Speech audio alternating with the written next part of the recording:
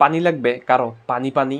মীর মুগ্ধ এইভাবে মৃত্যুর আগ পর্যন্ত আন্দোলনকারীদের মধ্যে পানি বিলাতে থাকেন। 18 জুলাই এই একদিনেই ফারহান ফাইয়াজ সহ 19 জন নিহত হয়। 18 জুলাই রাজধানীর উত্তরা অবরোধ করে ছাত্র জনতা। এই সময়ে পুলিশের গাড়ি আন্দোলনকারীদের উপর চাপা দেওয়ার মতো ঘটনাও ঘটে। মহাখালীতে দুর্যোগ ব্যবস্থাপনা অধিদপ্তর ও বনানী সেতু ভবনে অগ্নিসংযোগের ঘটনা ঘটে। এছাড়াও বাংলাদেশ টেলিভিশনের প্রধান কার্যালয়ে হামলা চালায় আন্দোলনকারী শিক্ষার্থীরা।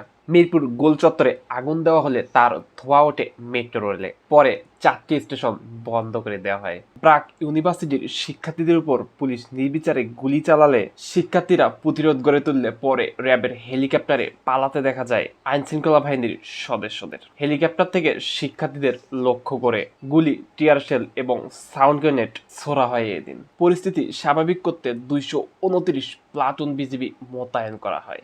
সরকার আলোচনায় বসতে চাইলেও শিক্ষার্থীরা সাফ জানিয়ে দেয়, গুলি আর আলোচনা একই সাথে চলতে পারে না। শহীদদের রক্তের উপর দিয়ে কোনো সংলাপ নয়।